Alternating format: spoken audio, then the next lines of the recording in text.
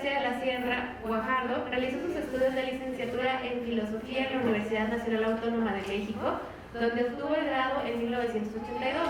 Obtuvo el grado de maestro en Filosofía en la Universidad de Stanford, California, dentro de un programa especial de Filosofía de la Ciencia. Recibió el título de doctor en Filosofía en la misma universidad en 1986, con una disertación sobre los fundamentos lógico-matemáticos de la teoría del valor-trabajo. En 2015 recibió el grado de doctor en teología por el Seminario Teológico de Edinburgh, Texas. Ha sido profesor investigador de tiempo completo en la Universidad Veracruzana de 1998 a la fecha, donde ha impartido múltiples cursos de lógica, filosofía, economía, historia de México y administración pública. Actualmente es investigador nacional nivel 3. Sus principales campos de interés son filosofía y la teología cristianas, la filosofía y metodología de la economía. Esta tarde, con la conferencia magistral La idea del Estado, el doctor Adolfo García de la Sierra. Gracias. Gracias.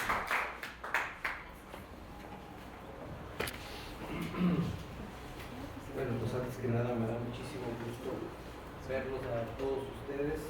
Cada día constatamos que somos una verdadera comunidad, ahora sí que en varios niveles y en varias esferas. La eclesiástica es una, por supuesto, pero la política también, y la académica no se diga, son diferentes áreas de la vida, pero ahí estamos haciendo comunidades y me da mucho gusto. Gracias por el trabajo de organización que hicieron. Saúl, me parece. No quiero dejar a nadie fuera. Sí. No quiero dejar a nadie fuera, pero bueno, pues muchas gracias a los organizadores, a Raimundo y a todos, a Carlos también. Bueno, me han pedido que hable acerca de la idea del Estado. En filosofía se entiende por idea el aspecto o figura que ofrece una cosa al verla. Cuando tú ves algo, te genera una idea. Se puede entender también como un concepto o como una cierta imagen mental. No es lo mismo un concepto que una imagen mental, son cosas muy diferentes, pero se entiende a veces de un modo y a veces del otro. Si es una imagen mental, pues es algo privado de un individuo, es parte de la vida mental de una persona determinada. La palabra alemana es Vorstellungen, la cual significa representación. Una Vorstellungen es una representación que es así como, bueno, yo me hago ahora sí que me hago una idea de algo y esa es una representación, precisamente una Vorstellungen. El alemán, que es muy preciso en filosofía, distingue esto del Begriff. El Begriff es un concepto abstracto que ya tiene otro carácter, otras características lógicas y es público, es decir, no es parte de mi mente. Aunque pueda yo tenerlo presente en la mente, un concepto no es una vivencia psíquica personal mía. Entonces los conceptos son otra cosa. Ahora bien, a diferencia de los conceptos pertenecientes a una teoría, las ideas son de carácter preteórico. Naturalmente, hay múltiples conceptos de Estado, para ya no hablar de las impresiones subjetivas.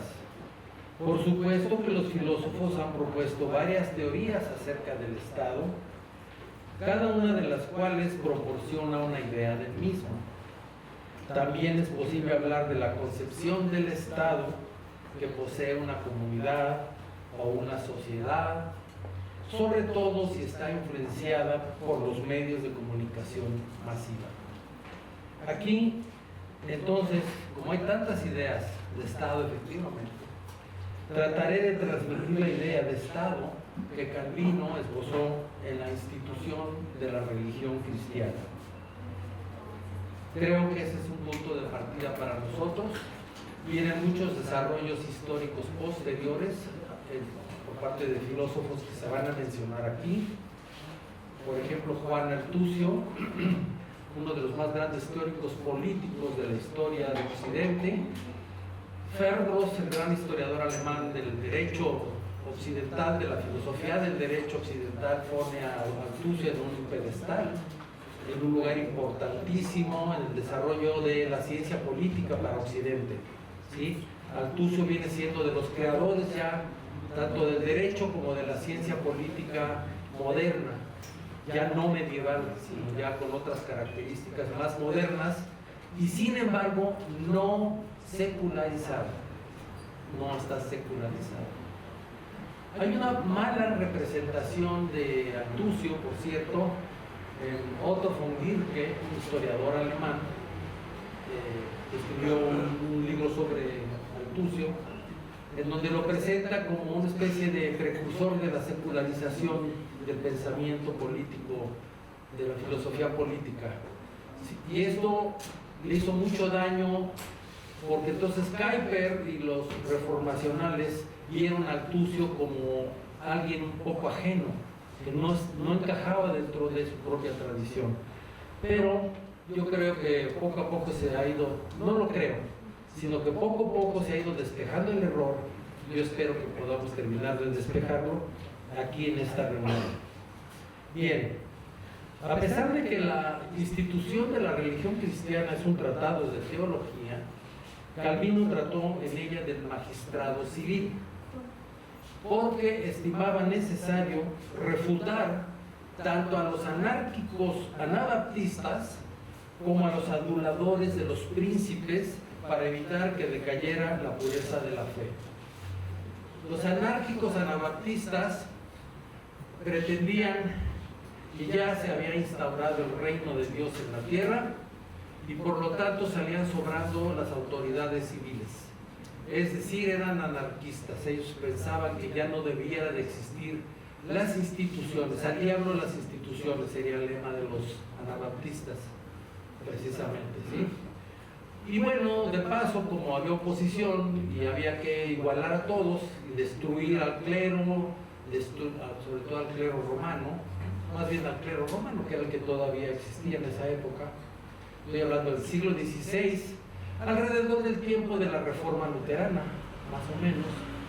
Entonces los anabaptistas, encabezados por un Tomás Münster, se dedicaron a atacar los pueblos, atacaban los conventos, violaban a las monjas, las asesinaban, mataban a los sacerdotes, asaltaban los castillos, los palacios, mataban a los nobles, y aquello era una verdadera carnicería.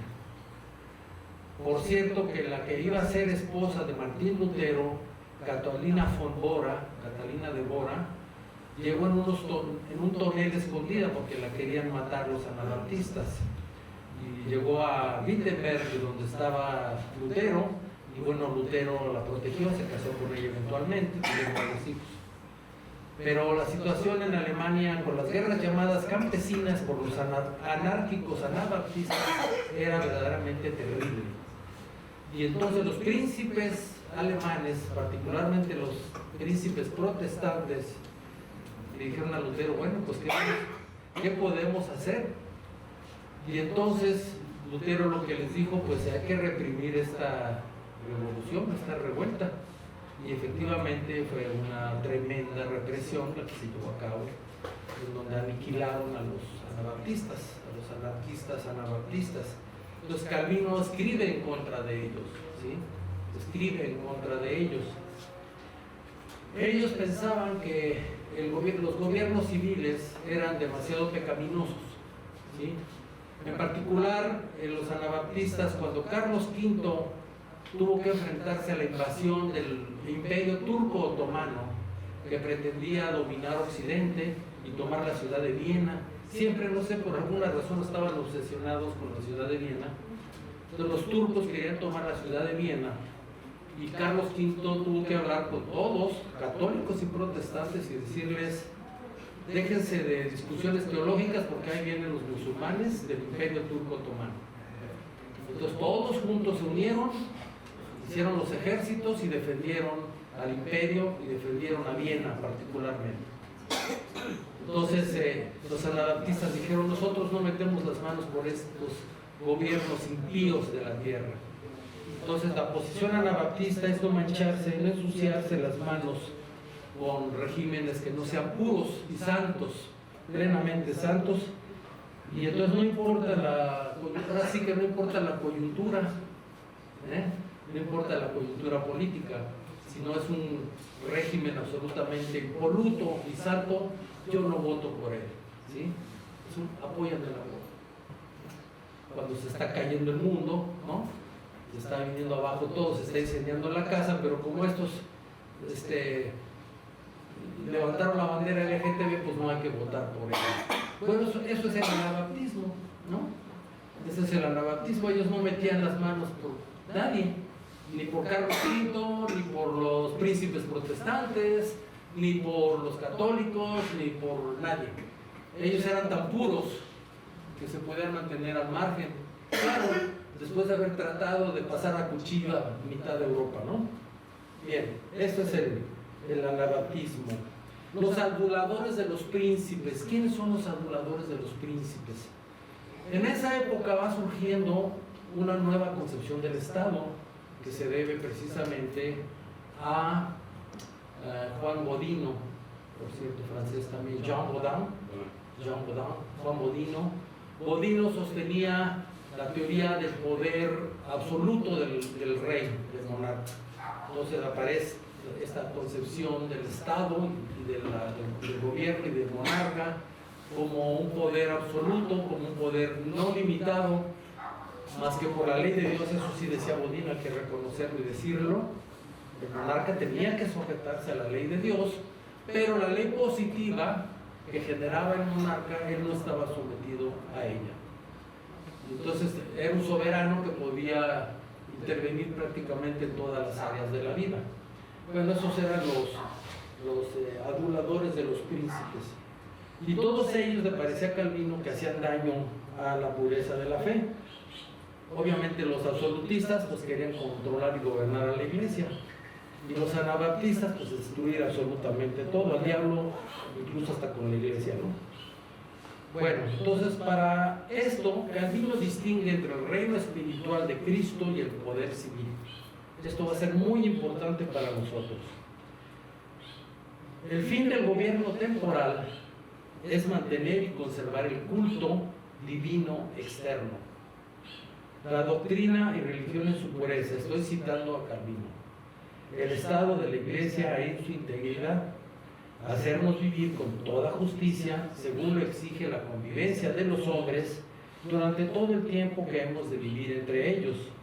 Instruirnos en una justicia social, ponernos de acuerdo los unos con los otros, mantener y conservar la paz y tranquilidad comunes. Hasta aquí Calvino.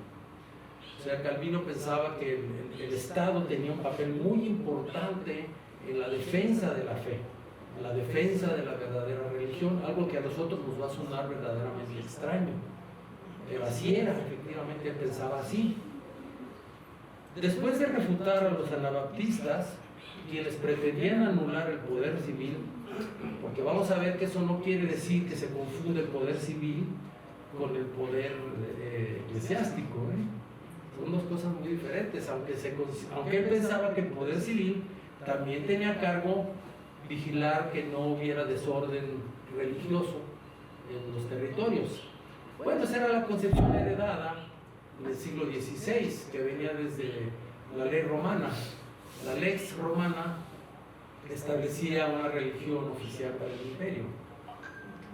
Antes de Diocleciano, y sobre todo de Constantino, Diocleciano fue el último emperador pagano que quiso restaurar la religión pagana romana, y siempre hubo una acusación en contra de los cristianos. Se decía que la religión cristiana debilitaba el imperio, que eran los dioses romanos del panteón romano los que le daban vigor al imperio, y había toda una teología civil a cargo de Tulio Varrón. Por ahí existe todavía el libro, se consigue en Alemania solamente en latín, pero era una teología civil que marcaba cuáles eran los dioses que debían de adorarse y servirse, cuándo, cómo eran las fiestas, y era toda la, ¿cómo se diría?, la etiqueta oficial de cómo debía de servirse a los dioses. Estaba reglamentado perfectamente bien en el Imperio Romano. Entonces había una religión oficial Ustedes saben cómo fueron perseguidos los cristianos en el imperio. El circo romano, las crucifixiones, los echaban a los leones, etc. Pero el evangelio empezó a leudar poco a poco al imperio, y pronto ya casi todos los soldados romanos eran cristianos, curiosamente, ¿sí? Y entonces de repente nadie prohibió el circo romano, simple y sencillamente cambió la cosmovisión, el sentir de la gente, y entonces ya a nadie le interesaba ir al circo romano. Se murió ahora sí que por falta de público, ¿sí? Ya no hubo demanda. Entonces la oferta se murió porque ya no hubo demanda para el circo romano. Nadie lo prohibió, nadie lo persiguió, nadie habló en contra del circo romano. Simple y sencillamente el cambio de cosmovisión social general hizo que desapareciera el circo romano. Y no solo eso, sino que todo el ejército romano era prácticamente cristiano. Cuando sube al trono Diocleciano, intenta restaurar el culto a los viejos dioses. Y entonces hay una persecución efectivamente en contra de los cristianos, que fue la última. Ya después de Diocleciano, que quería basar su religión política en Plotino, en las Eneadas de Plotino. Después de esto entra Constantino, y bueno, ustedes ya saben la historia. Constantino sustituye como religión del imperio a la religión pagana y pone en su lugar a la religión cristiana, como él la entendía, pero la puso. Y eso es lo que va a prevalecer a través de los siglos. Estamos hablando del siglo IV, bueno, hasta el siglo XVI, XV, XVI fue exactamente lo mismo. Era la ley, y entonces no se permitía otra religión del imperio que no fuera precisamente la religión cristiana, como se entendió particularmente a partir de la instauración del Sacro Imperio Romano Germánico, donde la Iglesia Católica pasó a tener preeminencia y poder sobre las conciencias hasta el siglo, bueno, hasta la Reforma Protestante precisamente, ¿no? Entonces, cuando aparece todos estos fenómenos y la Reforma, etcétera, pues Calvino recibe en Ginebra la misma ley, era la ley prevaleciente y la costumbre de más de 1200 años aproximadamente, o más, si tú quieres 1500 años o más. Entonces era muy difícil de la noche a la mañana cambiar eso. Pero además no es que le interesara a Calvino, a él no le interesaba cambiar eso. Él pensaba que tenía que haber una iglesia oficial establecida, ¿sí? Porque así era el sistema europeo. Cuius regio eius religio, ¿sí? Según el rey es la religión. Entonces pone por lo tanto al magistrado a la defensa de la iglesia establecida, de la iglesia oficial, de la fe oficial. Bien, después entonces de refutar a los anabaptistas, Calvino afirma que este poder consta de tres partes. La primera es el magistrado, guardián y conservador de las leyes. Entonces, en el concepto de Calvino, el magistrado no tiene absolutamente ningún trabajo que hacer más que guardar y conservar las leyes. Y de hecho, los presidentes de México, que ustedes no lo crean, al momento de la toma de posesión, juran guardar la constitución política de los Estados Unidos mexicanos. Es un juramento que han hecho todos los presidentes, hasta el último que tenemos aquí. Y hacerla cumplir. Y hacerla cumplir. Ese es su trabajo. Su trabajo no es redimir al pueblo bueno, su trabajo no es resolver el problema de la desigualdad, su trabajo no es que tú te sientas bonito y bien, su trabajo es guardar y defender la Constitución, ¿ok? Y hacerla cumplir. Punto. Eso es lo que ordena la Constitución. No tiene el magistrado ningún otro papel que jugar aparte de esto, ¿sí? No es cheerleader, no es porrista, no es nada de eso, sino que su trabajo es precisa y justamente esto, y todo el aparato administrativo del gobierno debe estar orientado a esta finalidad. Entonces, eso es lo primero, dice Juan Calvino. Segundo, las leyes conforme a las cuales el magistrado ordena. ¿Okay? Entonces, tiene que haber un entretejido de leyes, un sistema legal, su sistema jurídico. No hay sistema jurídico, no hay Estado. ¿Sí? Así de sencillo. Hans Kelsen, el famoso filósofo positivista del derecho, decía que el Estado era el sistema legal, era el sistema jurídico. Ese es un reduccionismo, no es eso, es mucho más que eso, ¿sí? El Estado está operando en el lado sujeto también, es decir, está operando en el mundo concreto, es una institución, es una estructura que tiene propiedades, que tiene gente trabajando, que recibe salarios, etcétera, etcétera. Entonces no puede ser meramente un sistema abstracto de leyes, aunque el sistema legal sí, efectivamente, es parte del Estado. Y la tercera es el pueblo, que debe ser gobernado por las leyes y ha de obedecer al magistrado.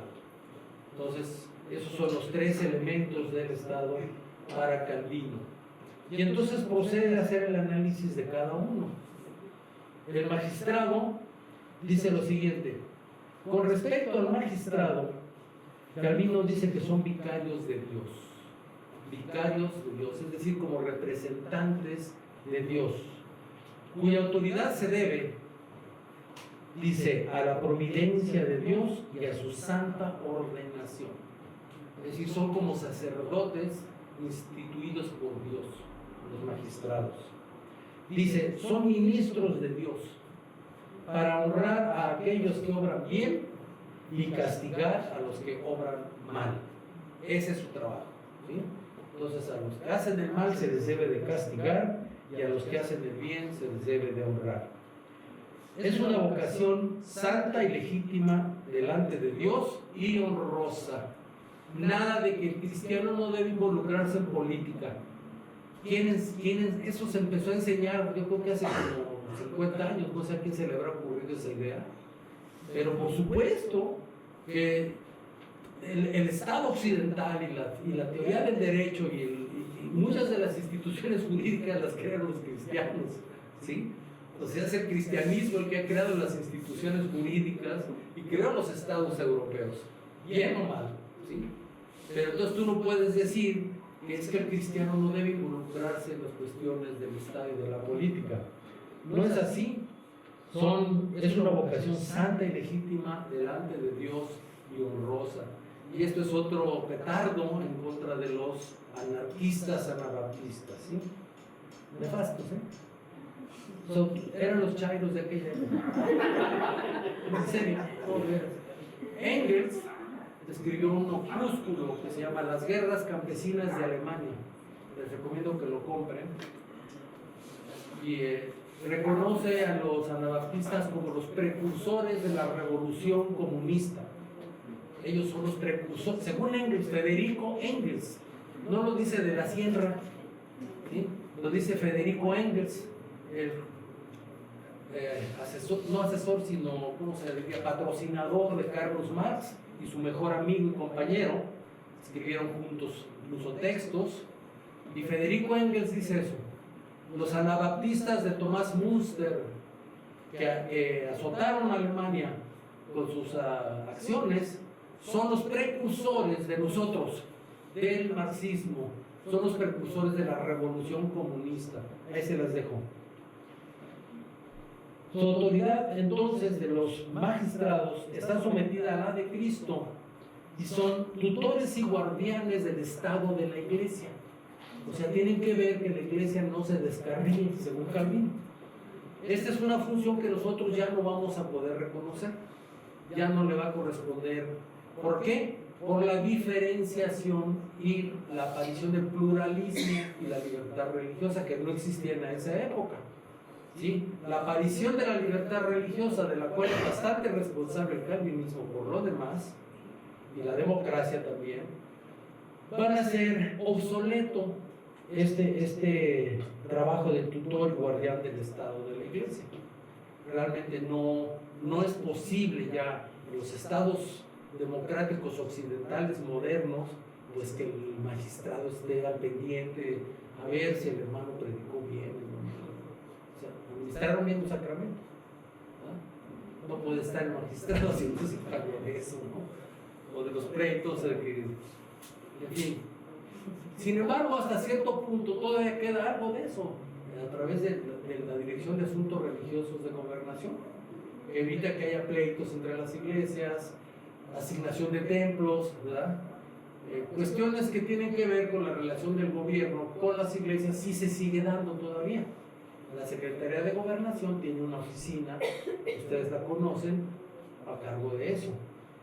Pero no es exactamente que estén cuidando la pureza de la fe, ¿no? Digo, Gobernación pues no está cuidando la pureza de la fe, ¿no? Bueno, sin embargo dice, son servidores de la justicia divina y su ministerio es apto para los cristianos. Otro caso contra los anabaptistas. Calvino reconoce tres formas de gobierno: la monarquía, la aristocracia y la democracia. Dice que son casi iguales en su valor, o sea, es como indiferente, da lo mismo. Pero cree que una aristocracia permitiría temperar la tendencia de los monarcas a discrepar de la equidad y la justicia. Es decir, con un poquito más de control, a través de una aristocracia, donde tienes varios, pues un gobierno compartido de alguna manera. Calvino no conoce todavía la idea de la separación de poderes, ejecutivo, legislativo y judicial, aunque estos poderes siempre han existido, Otra cosa es que no se hayan separado, o distinguido o diferenciado, pero no es porque no hayan existido. Pero entonces Calvino piensa que si hay más gente en el gobierno que controle un poco al emperador o al rey, es más factible evitar la discrepancia de la equidad y la justicia. Dice, el vicio y los defectos de los hombres son la razón de que la forma de gobierno más pasable y segura sea aquella en que gobiernan muchos, ayudándose los unos a los otros y avisándose de su deber. Y si alguno se levanta más de lo conveniente, que los otros le sirvan de censores y amos. Y la división en tres poderes sigue esta idea. Podríamos decir que es una aristocracia cuando tienes estos tres poderes. No, nunca lo había pensado así, fíjate. Pero estoy viendo que responde más o menos a la idea calvinista de democracia, de aristocracia, en donde está el poder repartido. Entonces, si se pasa de la raya al poder ejecutivo o el poder legislativo, se somete al poder ejecutivo y emite leyes incorrectas, inconstitucionales. Entonces la Suprema Corte tiene la obligación de controlar eso. Son, dicen los americanos, checks and controls, contrapesos. Entonces, si una oficina se pasa de largo, la otra va a entrar a controlarlo. Por lo tanto, para nosotros es muy importante que existan instituciones autónomas y poderes autónomos, ¿sí? Y que a mí me gusta mucho el espíritu de Inglaterra en este respecto. La historia es muy bella y se las voy a contar, a ver si no me paso del tiempo, pero rápido. Cuando Carlos I, el rey católico inglés, estaba de pleito con los puritanos de Oliverio Cromwell, quienes controlaban el Congreso, es decir, el Parlamento inglés, todos los reyes europeos querían imitar la gloria y magnificencia y majestuosidad de la corte de tu paisano Roger de Luis XIV. Todos querían tener un palacio de Versalles. ¿Y saben qué? Que eso cuesta dinero. Entonces Carlos I instauró un impuesto especial para el efecto. Y entonces los puritanos se lo denegaron y dijeron que no, que solamente ellos tenían la potestad de imponer los impuestos, porque ellos eran los diputados y representantes del pueblo inglés. Y entonces Carlos I envió a sus esbirros a detener al que había hecho el discurso en contra del impuesto, gracias. Y cuando llegó encontró la puerta del Parlamento cerrada y no pudieron entrar. Y entonces se instauró en Inglaterra la costumbre de que cuando se inaugura el Parlamento, acude el rey o la reina, llega al Parlamento y la puerta va a estar cerrada. Tiene que tocar 3 veces. Nos toca una vez y nadie le abre a la reina o al rey. Tiene que estar ahí en la banqueta, en el plantón de la banqueta, ¿sí? Ese es el símbolo. Estás del plantón en la banqueta, porque tú aquí no mandas, ¿sí? Nosotros somos soberanos. Toca por segunda vez y entonces lo mismo, no le abren hasta que esté lloviendo, ya por fin, por tercera vez toca y entonces ya pasa su majestad y ya inaugura el parlamento. Pero esto es to make a point, ¿sí? Para dejar en claro que aquí el rey no manda, es el parlamento soberano el que impone las leyes y establece las leyes. Por eso Inglaterra ha prevalecido, gracias a estas instituciones, desde luego inspiradas en el calvinismo, claro que sí. Entonces por eso se cree que el rey de Inglaterra, el soberano, el monarca, pues es un títere o es una figura decorativa, pero no es así. Es el jefe de las Fuerzas Armadas Británicas, ¿sí? Es la que tiene el botón de las bombas nucleares, el rey de Inglaterra. No es una figura decorativa. Es el jefe del Estado, que no debe confundirse con el jefe del gobierno. Entonces, aquí que somos tan republicanos y tan amantes de fusilar a los reyes europeos, no sabemos cómo funcionan esos sistemas en Europa. Yo, hasta que estuve ahí, pude ver y liberarme de toda esta educación chaira que me habían dado en las escuelas aquí, ¿no? Donde la monarquía es lo malo. No es cierto, no necesariamente es mala la monarquía, depende de qué monarquía. Las monarquías constitucionales pueden ser realmente buenas, pueden funcionar bien. Los problemas son las monarquías absolutas.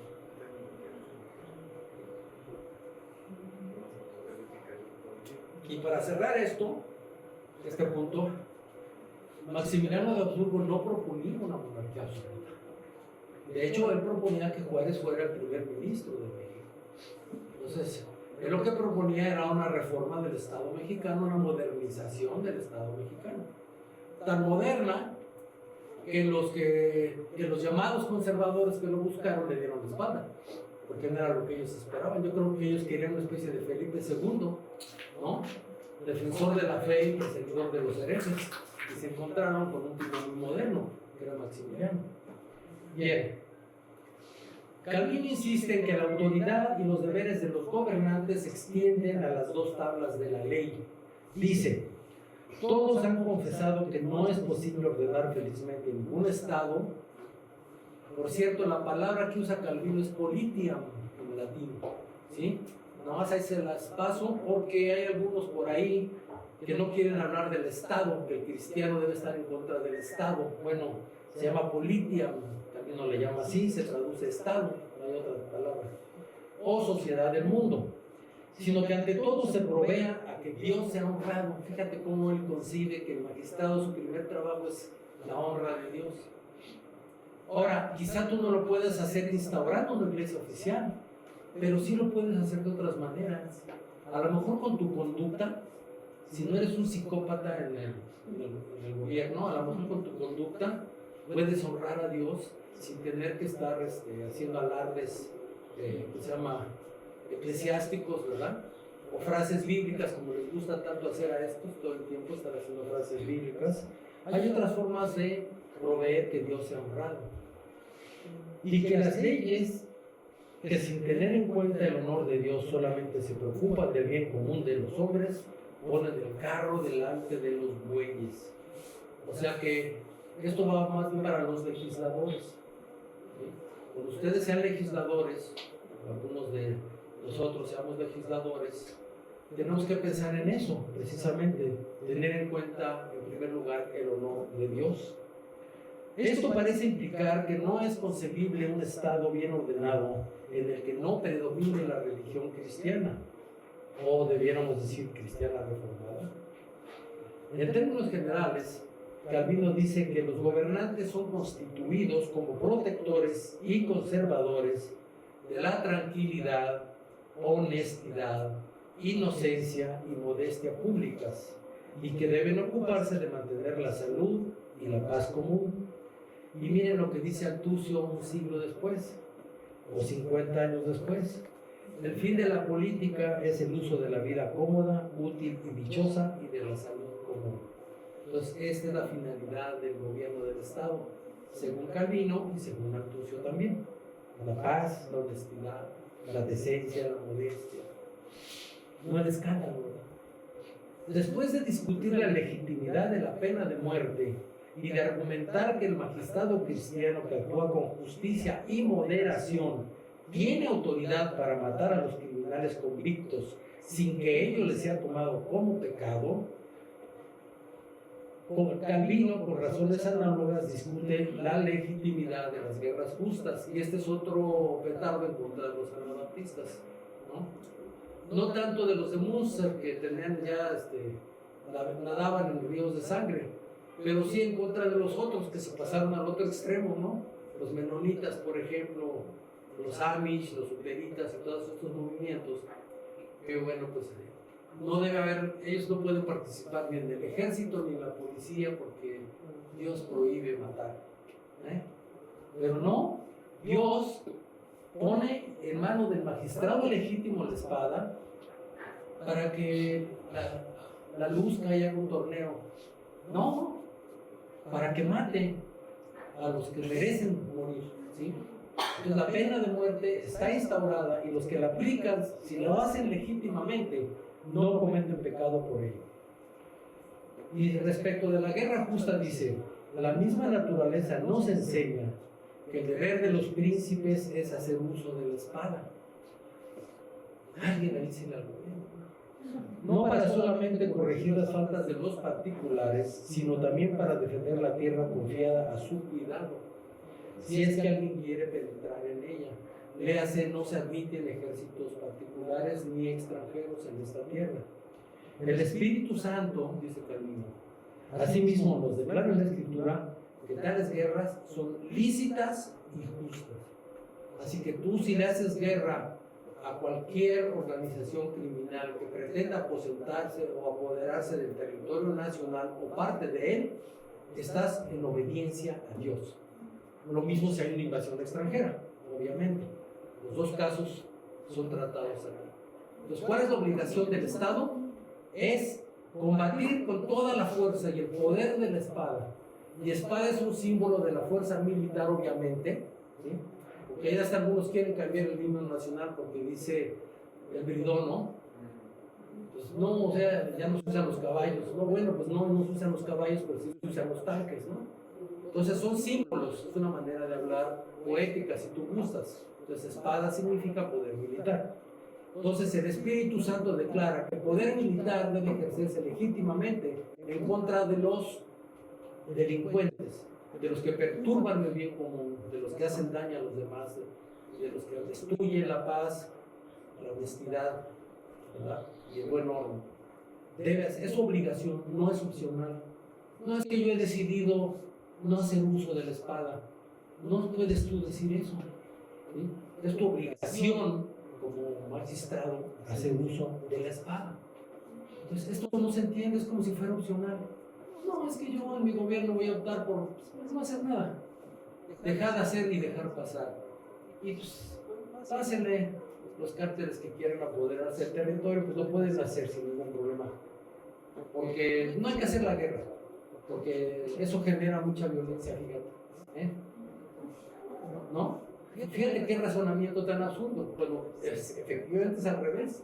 Cuando tú le das rienda suelta e impunidad a los criminales, vas a tener guerra, ¿cierto? Y peor, que si no haces nada. Entonces ahí hay un grave error que se tiene que corregir. De aquí se sigue que el cobro de impuestos para mantener un sistema militar es justo. Calvino dice que los gobernantes deben vivir en casas que tengan una majestad adecuada a su oficio. Hoy en la mañana se habló un poco de eso, ¿sí? Ni tampoco el palacio virreinal, ¿no? No sé si Los Pinos sea un lugar apropiado, pero a lo mejor una mansión bella, mediana, elegante, sí podría ser un lugar apropiado. La reina Isabel, bueno, ya saben ustedes, ya conocieron sus castillos. Buckingham era el principal en Londres, pero tiene uno muy hermoso en Escocia, que es Balmoral, donde falleció por sí. Murió Balmoral, y Windsor, que desde luego es un castillo pequeño. Bueno, a ella no le apenaba eso, ni a los reyes ingleses les daba penado, al contrario. Exaltan y resaltan esto, ¿no? Precisamente para afirmar la majestad. Entonces, la afirmación de la majestad es importante. Todos los protocolos y la etiqueta de la majestad del Estado y del gobernante es importante. No puedes llegar como un mamarracho, ¿sí?, a asuntos de Estado. Tienes que ser serio, ¿sí? Hay una etiqueta. No puedes presentarte como un payaso delante de los presidentes y reyes de otros países. Tienes que tener seriedad y majestad, ¿sí? Es importante la majestad. Sin embargo, el límite es no agravar con ellos sin causa al pueblo, porque hacerlo sería tiranía y un latrocinio. Es decir, no debe ser exagerado, como lo que quiso hacer Luis XIV y luego Carlos I en Inglaterra. Debe ser adecuado. No me pidan la definición de adecuado, depende de las circunstancias históricas. Bien, eso es el magistrado. Caen en las leyes.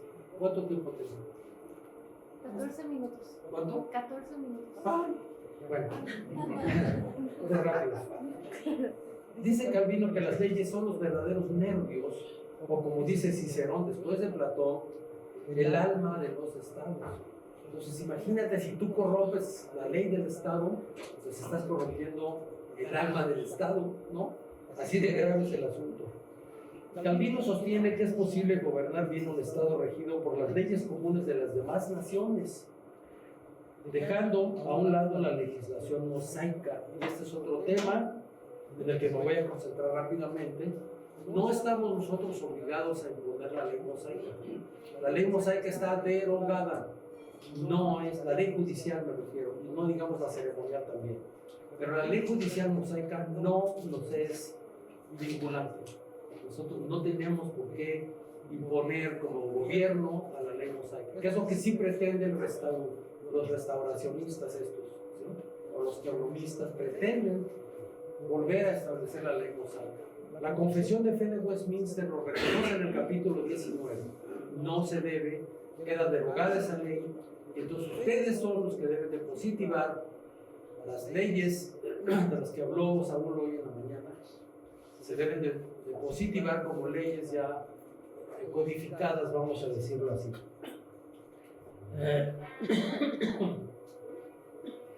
Entonces Calvino afirma que las leyes judiciales pueden ser mudadas y abrogadas sin violar en manera alguna la ley de la caridad. Y dice que Dios ha dado libertad a las naciones todas para hacer sus propias leyes, siempre y cuando tengan como fin la equidad. Entonces, ¿cuál es el foco en el que se debe concentrar la ley? La legislación es la equidad. ¿Y qué es la equidad? Pues es una cosa misteriosa que nadie entiende. No, es no hagas a otros lo que no quieras que te hagan a ti. Punto. Así de sencillo. Confucio, en China, como 3000 años antes de Cristo, dijo lo mismo. No hagas a otros lo que no quieras que te hagan a ti. ¿Por qué? Porque es una ley natural, ¿sí? Es una ley natural. Entonces la ley natural es importante para Calvino. Algunos piensan que no sirve de nada la ley natural, pero no, algunos dicen que sí. Ahora, que tú encuentres expresada la ley natural en los códigos judiciales mosaicos, pues claro que sí, eso te da más luz acerca del contenido de la ley natural, pero eso no quiere decir que otros pueblos no puedan tener acceso a la ley natural, que vendría siendo más o menos como lo que es la segunda tabla de la ley, si ustedes gustan, ¿verdad? Dice que la equidad, como es algo natural, es siempre la misma para todas las naciones, y por tanto todas cuantas leyes hay en el mundo referentes a cualquier cosa que sea, deben convenir en este punto de la equidad. En cuanto a las constituciones y ordenanzas, como están ligadas a las circunstancias de las cuales en cierta manera dependen, no hay inconveniente alguno en que sean diversas, pero todas ellas deben tender al blanco de la equidad. Entonces, ¿qué es esto? Libertad plena para legislar, para sentarnos a discutir con los otros partidos temas jurídicos, problemas sociales y legislar y argumentar, ¿verdad? Entonces, la equidad es lo que nos permite justamente razonar con todos, aunque no sean cristianos, podemos razonar. Así que todas las leyes que estuvieron de acuerdo con esta regla, que vienen a este blanco y que permanecieran dentro de estos límites, no deben desagradarnos, aunque no convengan con la ley de Moisés, o bien entre ellas mismas, es decir, que haya contradicciones. Porque además la ley positiva va cambiando, conforme van cambiando las condiciones. Cuando no había internet, pues no había que legislar sobre el internet, ahora hay que legislar sobre el internet, etc. Todas las leyes positivas van cambiando. La ley divina, la ley natural no va cambiando. ¿Sí? Bien, entonces esa es la regla de oro, la equidad. Bien, déjenme terminar entonces ya con el pueblo, finalmente. El pueblo bueno y sabio, ¿no? ¿Cómo no? Seguro que sí. Ahora que está tan de moda apelar al pueblo como una especie de divinidad a la que deben someterse todos, conviene revisar las enseñanzas de Calvino sobre este tema. Para empezar, preguntémonos qué es el pueblo para Calvino. Bueno, el pueblo. Yo soy el representante del pueblo. ¿Y qué es eso? ¿No? Habría que empezar por preguntarse qué es el pueblo. Por lo menos de manera preliminar, podemos decir que es la totalidad de los particulares. Y ya soné muy nominalista y muy individualista. Pero creo que eso es mejor para empezar que lo otro, ¿sí? Entonces es el conjunto de todos los habitantes de un territorio determinado, ¿sí? Por lo menos tenemos esa concepción minimalista del pueblo, ¿no? Todos los que viven ahí. Calvino empieza su tratamiento del concepto de pueblo discutiendo sobre el derecho que tienen estos, es decir, los populáricos, para apelar a las leyes. O sea, el contexto sobre el cual discute Calvino el concepto de pueblo es quién puede apelar a las leyes. Sí, ese es el tema. Nada más. Y si es legítimo al cristiano recurrir a la protección de la ley. Después de defender que sí le es legítimo, procede a enumerar los deberes de los súbditos, así se les llamaban en aquella época. Después de la Revolución Francesa ya somos ciudadanos, ¿verdad? Ciudadano fulano de tal, ¿no? Antes eran súbditos, simple y sencillamente, ¿no?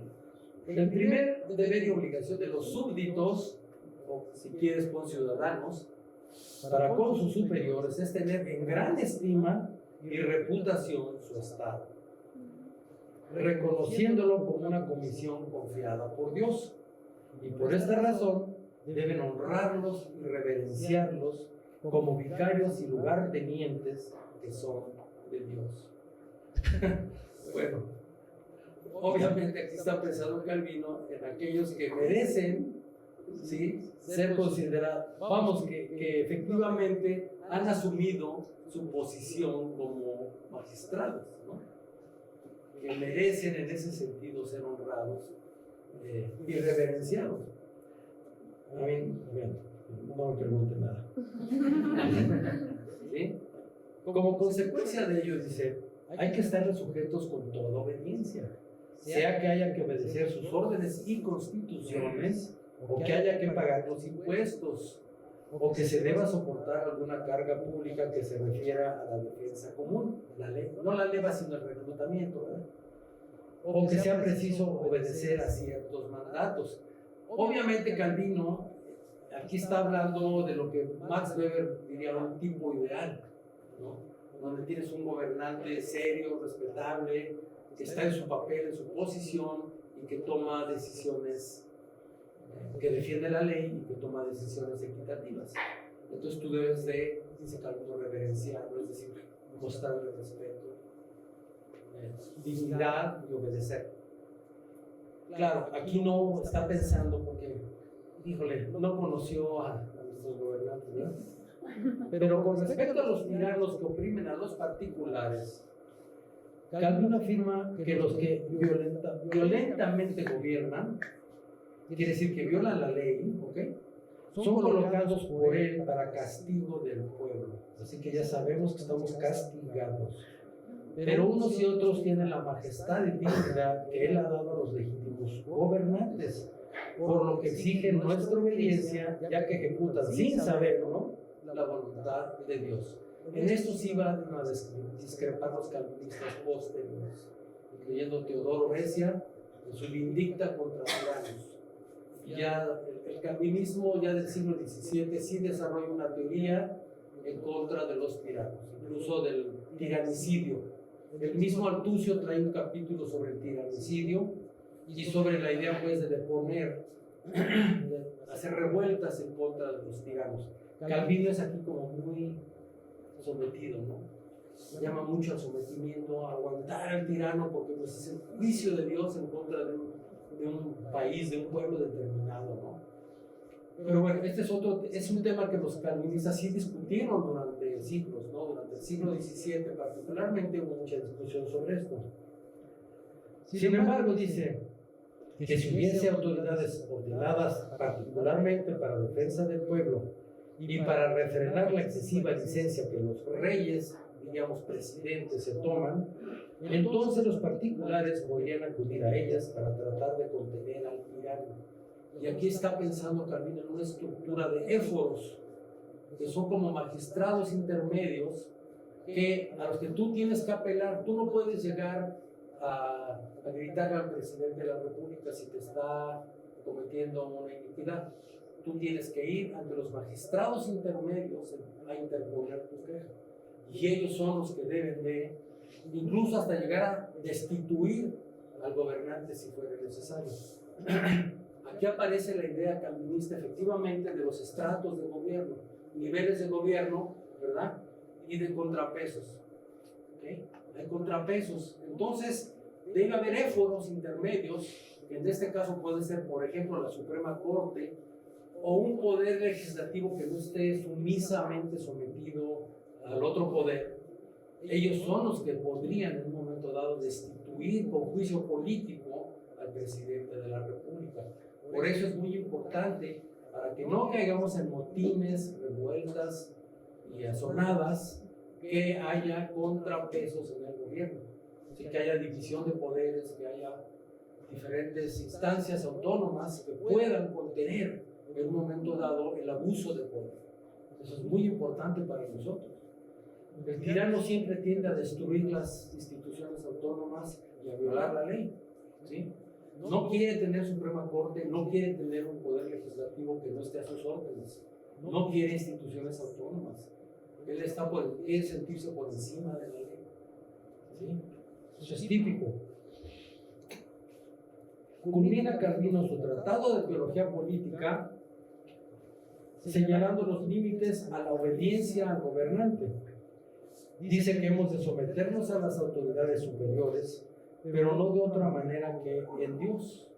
Si ellos mandan alguna cosa contra lo que Él ha ordenado, no debemos hacer ningún caso de ella, sea quien fuera el que lo mande.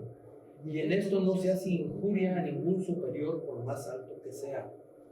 Cuando los sometemos y ponemos bajo la potencia de Dios, que es la sola y verdadera potencia en comparación con las otras. Entonces aquí ya hay una, ¿cómo se dice? Una nuance, ¿no? How do you say that? Matiz. Un matiz, thank you. Un matiz. Entonces ya Calvino aquí dice, bueno, someteos, pero no tanto, ¿no? Tanto que no les exija nada que vaya en contra de Dios, porque es preciso que obedecer a Dios antes que a los hombres. Y aquí entra la cuestión de la objeción de conciencia, que definitivamente sí es muy importante. Así que, como se ve, es muy poco lo que dice Calvino sobre el pueblo, ¿sí? Al cual ve como un conjunto de particulares sometidos a la autoridad con ciertas limitantes de conciencia. Punto, ese es el pueblo. Su opinión de la democracia popular, por lo demás, es bastante crítica, pues señala que es de lo más fácil levantar sediciones, ¿no?, cuando la autoridad reside en el pueblo. No hay mucho más sobre la idea del Estado a la hora del camino. Por ahí, cuando está hablando sobre la autoridad de la Iglesia para disciplinar, en el capítulo 11, sí dice que hay que distinguir claramente el poder estatal del poder de la Iglesia. Sí, claramente ahí sí aparece ya la distinción de lo que nosotros llamaríamos dos esferas diferenciadas. Entonces, en Calvino sí está ya la idea de que una cosa es la disciplina eclesiástica y otra cosa es el ejercicio del poder público civil. Está perfectamente delimitado y se opone a que uno interfiera en el otro. Está en el capítulo 11 por ahí. Bien, la gran erudita Marta García Alonso es española, experta en pensamiento político de Calvino. Enlista en su más importante compilación de los textos de Calvino no más de 4. El que acabamos de ver ahorita, de la institución de la religión cristiana, el comentario a la epístola a los romanos, el sermón sobre Génesis, sermón 73 del 23 de marzo de 1560, y la carta del almirante Coligny desde Ginebra, el 16 de abril de 1561. Coligny era el jefe de los hugonotes, así llamados, de Francia. Entonces, fuera de estos 4 textos, pues solamente disperso vas a encontrar aquí y allá algún comentario, pero no hay realmente un tratado político en Calvino. Pero creo que sí nos da una idea que, bueno, van a desarrollar posteriormente, en primer lugar, Artucio, unos 50 años después aproximadamente. ¿Sí? En 1603 se publica la Política Metodica Digesta, llena de ejemplos sagrados y profanos, dice Artucio. Y bueno, esa es una línea que va a ir a culminar justamente en la filosofía de Deudeberg, en la doctrina o la teoría de las esferas, si tú gustas. ¿Sí? Entonces, hay una línea histórica que va muy claramente delineada, que viene de ahí. Es una de las grandes visiones que hay en Occidente de la política. Hay otras. ¿Verdad? La católica romana tiene su propia visión. Hegel tiene su propia visión, etc. Nosotros tenemos nuestra propia visión o nuestra propia idea del Estado. Pero este es el punto de partida. Bueno, ya mañana seguiremos viendo qué otras consecuencias trae esto.